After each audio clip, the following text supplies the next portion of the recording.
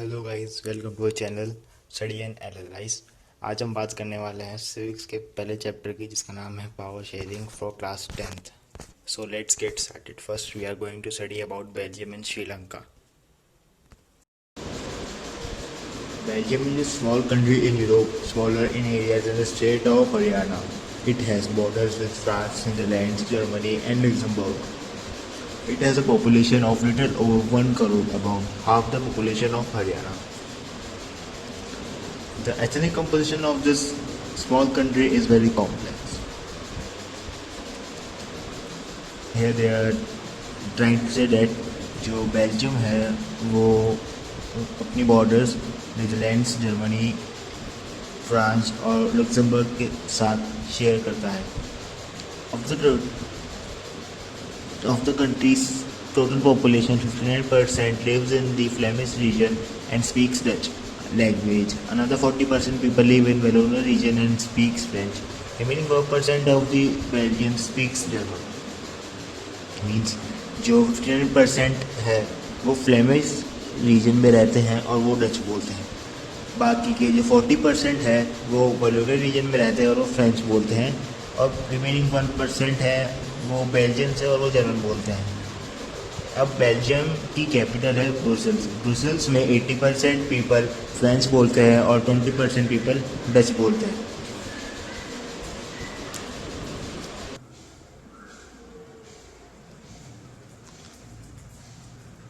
The minority French-speaking community was relatively rich and powerful. This was resented by Dutch-speaking community, who got the benefit of economic development and education much later.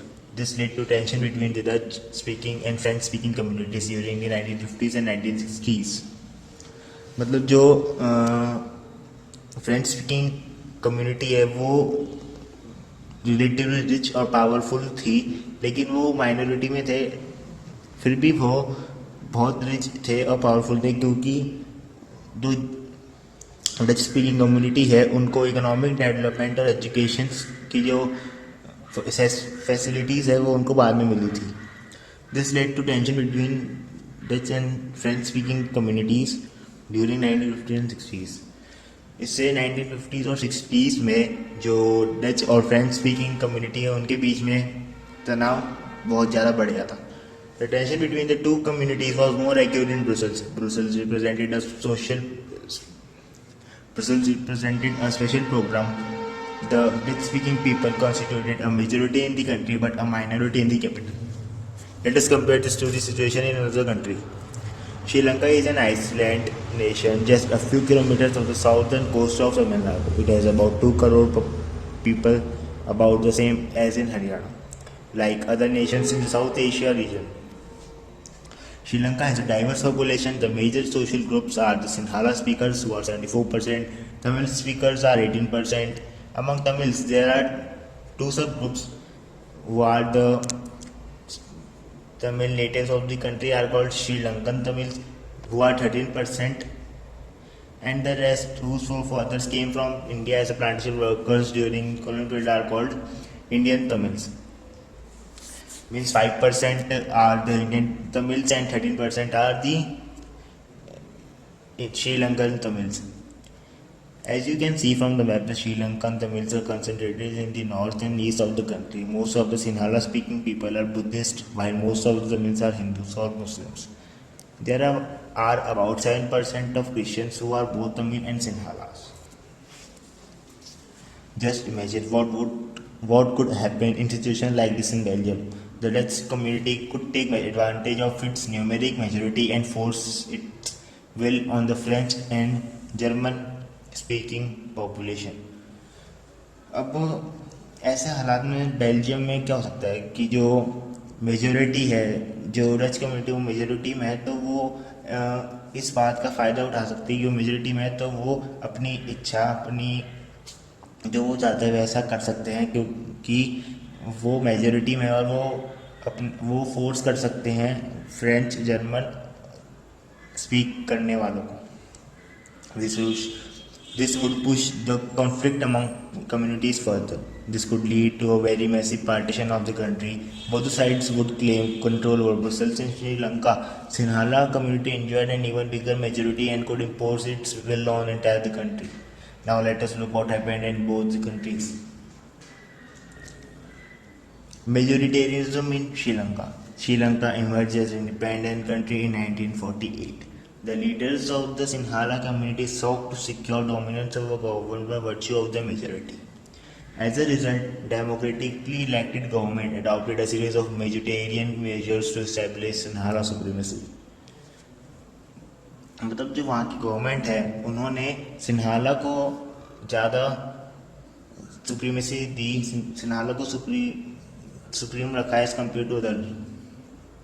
In 1956, an act was passed to recognize Sinhala as the only official language, thus regarding Tamil. The government followed preferential policies that favored Sinhala applicants for university positions and government jobs. A new constitution stipulated that the state shall protect and foster Buddhism. अब 1956 में उन्होंने एक act पास करा जो कि सिन्हाला को official language recognise करा और फिर उन्होंने ऐसी पॉलिसीज लाई जो कि सिन्हाला एप्लीकेंट्स को फेवर करती हैं यूनिवर्सिटी पोजीशंस और गवर्नमेंट जॉब्स में. फिर उन्होंने एक नया कॉन्स्टिट्यूशन स्टिपुलेट करा that fosters and protect Buddhism. All these government measures coming one after the another gradually increase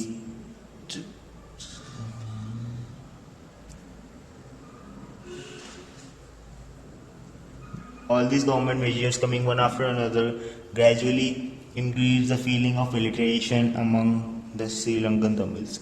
They felt that none of the major political parties led by Buddhist Sinhala leaders were sensitive to their language and culture. They felt that the constitution and government policies denied them equal political rights, discriminated against them in getting jobs and other opportunities, and ignored their interests. As a result, the relations between Sinhala and Tamil communities strained over time. मतलब श्रीलंका में उनकी government ने सिन्हाला को ही ज़्यादा favour किया as compare to others और फिर उससे सिन्हाला और तमिल्स के बीच में टेंशन बढ़ती गई. The Sri Lankan Tamils launched parties and struggles for the recognition of Tamil as an official language, for regional autonomy and equality of opportunity in securing education and jobs. But the demand for more autonomy to provinces populated by the Tamils was repeatedly denied. अब Tamils हमें पूरी कोशिश करते हैं कि उनकी Tamils को भी ऑफिशियल लैंग्वेज दी जाए, उनको भी इक्वल राइट्स मिले, इनको भी इक्वल अपॉर्चुनिटी मिले फॉर एजुकेशन एंड जॉब्स, पर वो जो गवर्नमेंट थी वो उसको रिपीटेडली डिनाई कर रही थी. By 1980s, several political organizations were formed demanding an independent state of Tamil in northern and eastern part of the Sri Lanka. The distrust between the two communities turned into widespread conflict. It soon turned into a civil war. As a result, thousands of people of both the communities have been killed. Many families were forced to leave the country as refugees, and many more lost their livelihoods. Now, this whole scenario led to the high tension between Sinhala and Tamil community, which led to civil war, and as a result, thousands of people were killed of each communities.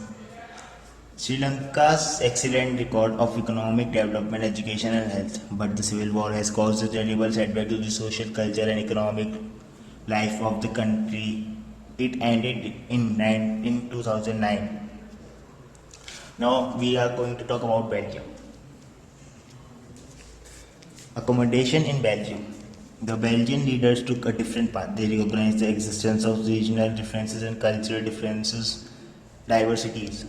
Between 1970s and 1993, they amended their constitution 4 times. अब यहाँ पे Belgium ने बिल्कुल उल्टा करा as compare to Sri Lanka. Belgium ने वहाँ की जो सोशल और रीजनल डिफरेंसेस उनको देखा, उनको रिकॉग्नाइज किया। फिर उन्होंने 1970 टू 1993 के बीच में उन्होंने अपना कॉन्स्टिट्यूशन 4 बार अमेंडमेंट किया, so as to work out an arrangement that would enable everyone to have together within the same country. The arrangement they worked out is different from any other country and is very innovative. Here are some of the elements of the Belgium model. Constitution prescribes that the number of Dutch and French speaking ministers shall be equal in the central government. Now here what they did is they equally divided the Dutch and French speaking ministers in central government. Next, the many powers of the central government have been given to state government of the two regions of the country. अब उन्होंने क्या करा, उसके बाद जो central government के पास जो power थी उसमें से उन्होंने थोड़ी पावर स्टेट गवर्नमेंट को भी दे दी. Brussels has a separate government in which both the communities has equal representation. The French-speaking people accepted equal representation in Brussels because the Dutch-speaking community has accepted equal representation in the central government. Apart from the central and state government, there is a third kind of government. This community government is elected by people belonging to one language community, Dutch, French and German speaking, no matter where they live. This government has the power regarding culture, education and language related issues. Now there is another kind of government which is community government, which is elected by the people belonging to one community such as French, Dutch and German speaking, no matter where they live. The government has the power to take decisions on culture, education and language related issues. You might find the Belgian model very complicated. It indeed is very complicated, even for people living in Belgium, but these arrangements have worked well so far. They have to avoid civic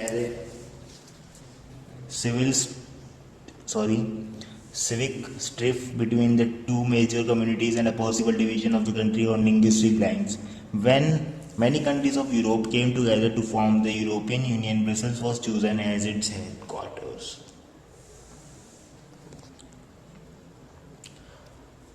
What do we learn from these two stories of Belgium and Sri Lanka? अब हमें क्या समझ में आया इन दोनों stories से कि जो both the democracies dealt with the question of power sharing differently. उन्होंने अपनी अपनी तरीके से पावर शेयरिंग को देखा. Belgium and leaders have realized that the unity of the country is only possible by representing the feelings and interests of different communities and regions. मतलब Belgium ने देखा कि यूनिटी तभी पॉसिबल है जब हम सारी कम्युनिटी के लोगों की इंटरेस्ट और फीलिंग्स को रिस्पेक्ट करेंगे. Such a realization resulted in mutually acceptable arrangements for sharing power. In Sri Lanka, we have seen that majority community wants to force its dominance over the minority and refuses to share its power. It can undermine the unity of the country.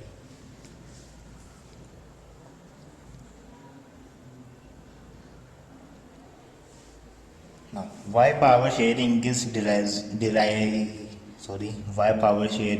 desirable? Thus, two different sets of reasons can be given in favor of power sharing. Firstly, power sharing is good because it helps to reduce the possibility of conflict between the social groups, since social conflicts often leads to violence and political instability. Power sharing is a good way to ensure the stability of political order. Now here what they are saying is power sharing is good because it helps to reduce possibility of conflict between social. Power sharing इसलिए होनी चाहिए क्योंकि ये help करती है to reduce the conflict between two social groups and maintain stability in the country. Imposing the will of majority community over others may look like an attractive option in the short run, but in the long run, it undermines the unity of the country. Tyranny of the majority is not just oppressive for the minority, it often brings ruin to the majority as well. Now, the second one is deeper reason why power sharing is good for democracies. First of all, power sharing is the very spirit of democracy. Second, the democratic rule involves sharing power with those affected by such a and who have to live with its effects. People have a right to be consulted on how they are to be governed. Fifth, a legitimate government is one where citizens, through participation, acquire a stake in the system.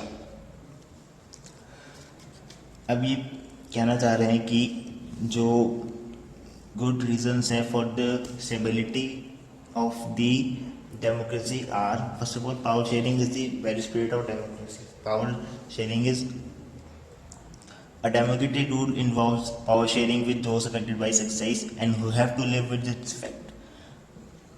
Now, a democratic rule involves sharing of powers with those जो कि वहाँ पे रह रहे हैं और जिनको उसके नतीजों के साथ रहना पड़ रहा है. People have a right to be considered how they are to be governed.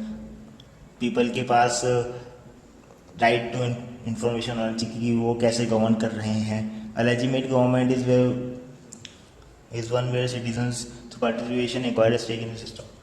Now, a legitimate government is government where people have right to participate in the democracy. Let us call the first set of reason prudential and the second one moral. While prudential reasons stress that power sharing will bring out better outcomes, moral reasons emphasize the very act of power sharing as valuable. Now next is Kalim's dilemma. I am going to skip it as NCERT does not ask any question from it, but if you want to read, you can go through it. Now we are going to study forms of power sharing. The idea of power sharing has emerged in opposition of the notions of undivided political power. We are going to skip it. Let's move directly on the forms of power sharing. The first form of power sharing is power is shared among different organs of government such as legislature, executive and judiciary. This form of power sharing is called horizontal power sharing, where all the organs of government are placed at the same level and they checks and balances each other, that none of the organ is exercising unlimited power. Similarly, although judges are appointed by the executive, they can check the functioning of executive or laws made by the legislature. This arrangement called a system of checks and balance. Our second form of power sharing is horizontal form of power sharing. Power can be shared among governments at different levels. General government for the entire country and governments at the provincial level or regional level. Such a general government for the entire country is usually called federal government. In India, we refer to it as the central or union government. The government at the provincial or regional level are called different names in different countries in India.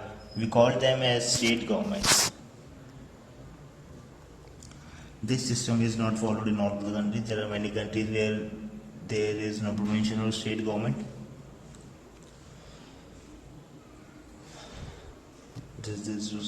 Now we are going to study the third form of power sharing. Now, power may also be shared among different social groups, such as regional and linguistic groups. One of the examples is community government in Belgium.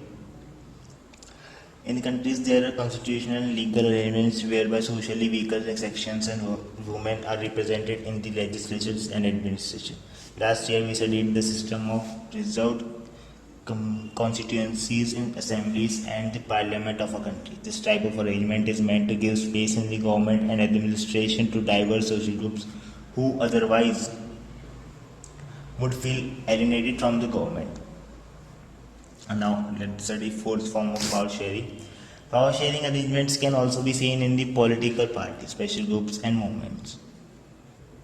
Control or influence those in power. In a democracy, the citizens must have freedom to choose among various contenders for power.